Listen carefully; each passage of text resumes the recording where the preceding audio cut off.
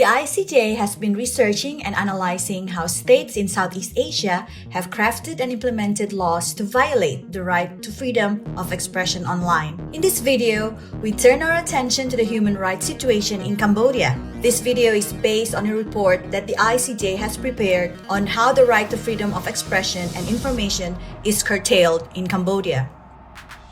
Arrests, detentions, prosecutions, and convictions. The Cambodian government has been increasingly intolerant of political expression and criticism. It is very common in Cambodia for social media users, human rights defenders, journalists, and perceived political opponents to be arrested, detained, prosecuted, and convicted for merely exercising their rights to freedom of expression online. In this past few years, the government have introduced a number of legislation that have restricted the fundamental freedom, including the freedom of expression, and it even go beyond with the online space. So the latest example that I can cite is the sub-decree on the establishment of the National Internet Gateway. Ideally, it gives a centralized power to the government to control over all internet connection, and it can facilitate the mass surveillance of online activity. Citizens have been arrested or charged simply because they exercise their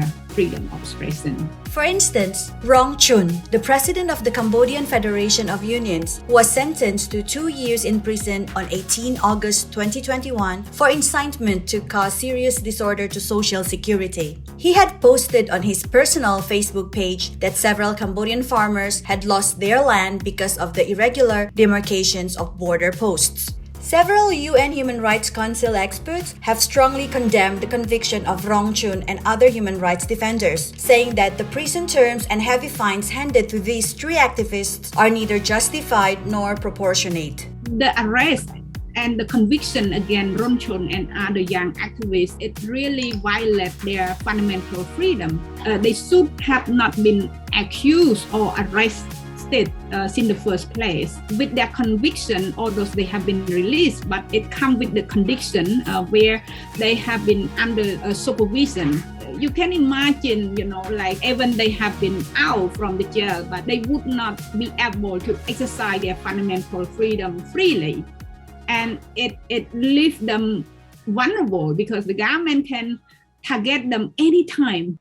Laws that are not human rights compliant. The Cambodian authorities crack down on human rights defenders and civil society actors through new and existing laws that are not compliant with its human rights obligations in the first place. For instance, Rong Chun, like other human rights defenders, was convicted under Articles 494 and 495 of the Criminal Code. Article 494 and 495 criminalize the incitement to commit a felony or disturb social security. The arrest or conviction against activists so far have a chilling effect on citizens. There have been increase of self-censorship, and they feel that they have less freedom.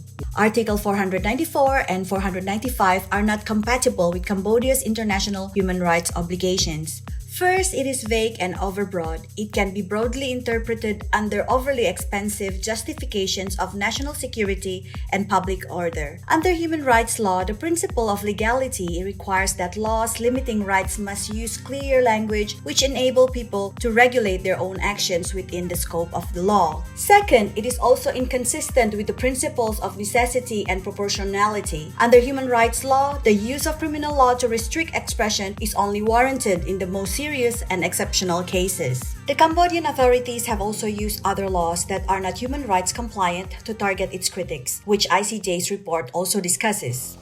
COVID-19. New laws to control the internet have also been enacted and drafted during the COVID-19 pandemic. These laws, also discussed in ICJ's report, are not compliant with human rights law and standards. They were also used by authorities to crack down harshly on the alleged spread of false information about the COVID-19 pandemic online. Although protecting public health is a legitimate purpose to restrict expression and information, the authorities have restricted such expression without due regard for provisions of non-discrimination, legality, necessity, and proportionality. Professor Witit Buntabon, UN Special Rapporteur on the situation of human rights in Cambodia, has expressed concern that, for instance, various comments on and critiques of the response of the authorities to COVID-19 have been countered by intolerant responses such as arrests and detentions. Media, especially social media, are likely to be more confined in their coverage if the proposed new law, which would impose a national internet gateway with much discretion to censor and block materials considered unpalatable by the authorities, is passed in the future.